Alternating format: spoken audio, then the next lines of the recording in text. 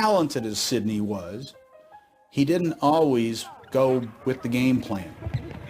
He didn't start me. And he would say to me, "Hey, I should play. Coach, you know I'm better than Curtis, and you know I'm better than Shaq. You know that." And I said, "Coach, why not? I can do it. I don't think we should do it that way. Check this out, Coach." Bam. I said, "Coach, well, Coach, I feel that, okay, Coach, I want to start shooting from way out here." He said, "No, we don't, Sidney." He was a hot T.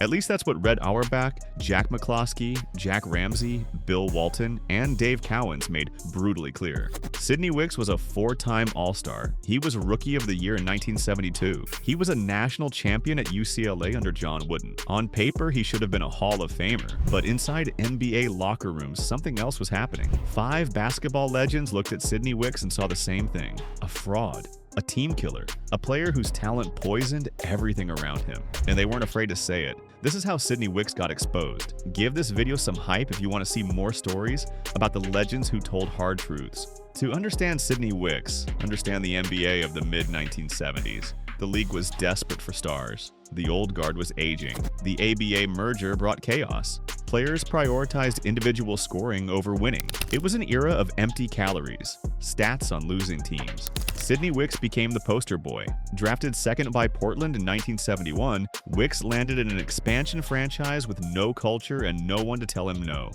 He immediately became the man. By his rookie year, he was averaging 24.5 points and 11.5 rebounds per game. He was an all-star. Fans loved him, media loved him, but people inside the game saw something different. Enter Jack McCloskey. Known as General Jack, McCloskey was a coach who believed in one thing: the team is the star, not the individual, not the stats, the team. When he arrived in Portland, he found Sidney Wicks running the show. To McCloskey's trained eye, Wicks was a liability disguised as an asset. The conflict was structural and immediate. Wicks played defense on his terms. He would gamble for steals when McCloskey's system required perfect rotation. He would break the chain of 5 players moving together, leaving teammates exposed. On offense, Wicks was what coaches called a ball stopper. The offense would flow. The ball would reach Wicks's hands, and then it died. Wicks would isolate. Teammates would stand and watch. He would either score or miss. Either way, the team's efficiency plummeted. This created tension in the locker room, real tension. Wicks was emboldened by his statistics.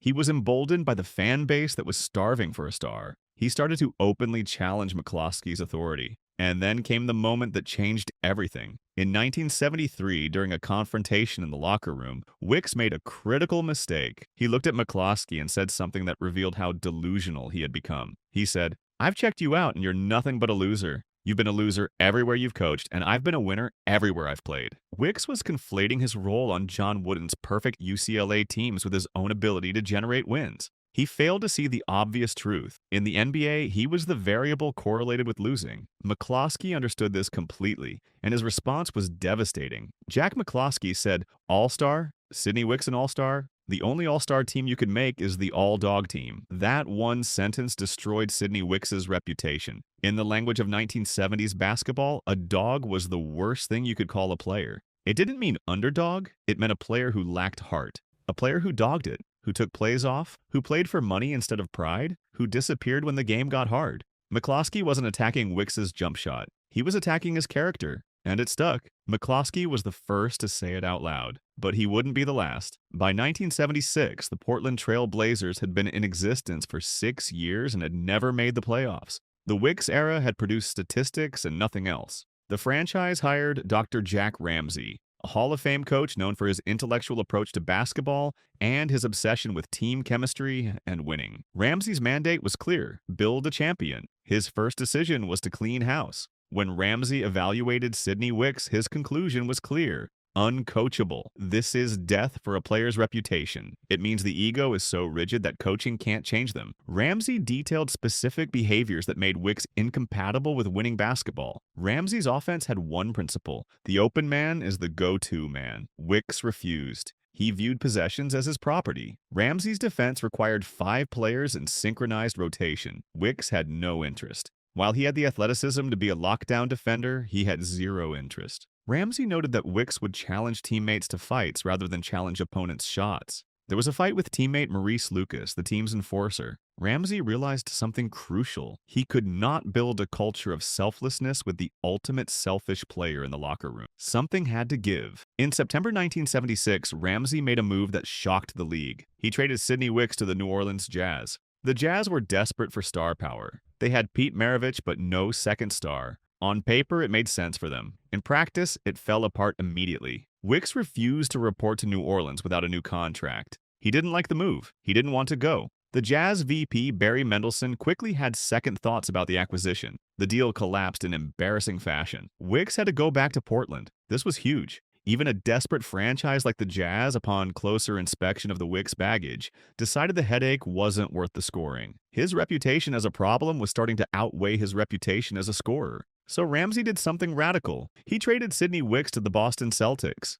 But he didn't ask for much in return. He didn't demand a star player. He didn't ask for first-round picks. He simply wanted Wicks gone. He wanted to save the team's culture. He wanted to liberate his young star, Bill Walton. This move was the ultimate exposure. Ramsay was willing to give away a 20-point scorer for essentially nothing. He was betting his reputation that the team would be better without him. Bill Walton and Sidney Wicks were technically teammates, but philosophically, they were enemies. Walton was a flower child of the 1960s. He believed basketball was a communal, almost spiritual act. He believed in the John Wooden way: passing, cutting, shared joy. Wicks, despite also coming from UCLA, represented the opposite. He represented cynicism, getting yours, protecting your stats, looking out for number one. During the years they played together, the tension was constant. Walton described the atmosphere around Wicks as selfish vibes. Those were Walton's exact words. He said the problem was that the words, "for me," permeated everything Wicks did. The locker room fractured into cliques.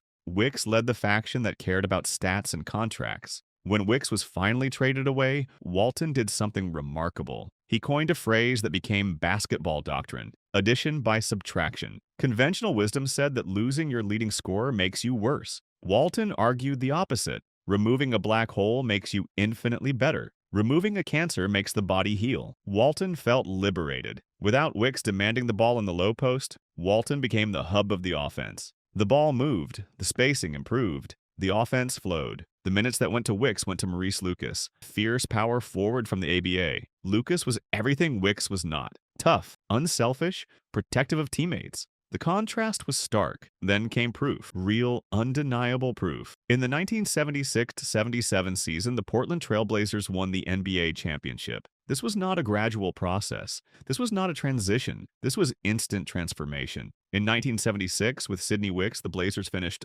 37-45. They missed the playoffs. In 1977, without Sidney Wicks, the Blazers finished 49-33. They won the NBA title. They swept the Lakers in the Western Conference Finals. They defeated the Philadelphia 76ers in the finals. Bill Walton won Finals MVP. And in every interview he gave, Walton made clear that this success was only possible because the cancer had been removed. The championship ring on Walton's finger was the ultimate exposure of Sidney Wicks. It proved that Wicks was an anchor, not an engine. Now we come to Red Auerbach, the greatest executive in NBA history. Auerbach built a dynasty that won 11 championships in 13 years. He was a master at identifying talent and building chemistry. He rarely made mistakes. But in 1976, fresh off a championship, Auerbach made a miscalculation that haunted him. He traded for Sidney Wicks. Auerbach was looking to get younger. The Celtics' core of Havlicek and Cowens was aging. He saw Wicks as a distress asset, a young all-star at a bargain price.